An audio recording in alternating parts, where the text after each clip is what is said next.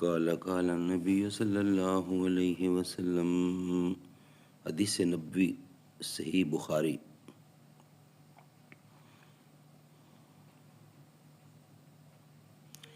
صحیح بخاری نمبر 5672۔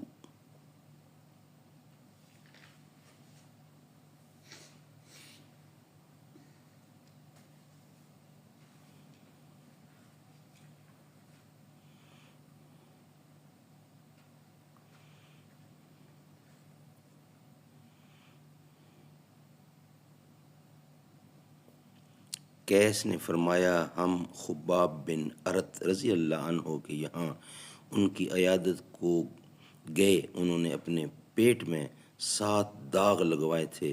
پھر انہوں نے کہا کہ ہمارے ساتھی جو رسول اللہ صلی اللہ علیہ وسلم کے زمانے میں وفات پا چکے، وہ یہاں سے اس حال میں رخصت ہوئے کہ دنیا ان کا اجر و ثواب کچھ نہ گھٹا سکی اور ان کے عمل میں کوئی کمی نہیں ہوئی، اور ہم نے مال و دولت اتنی پائی کہ جس کے خرچ کرنے کے لیے ہم نے مٹی کے سوا اور کوئی محل نہیں پایا۔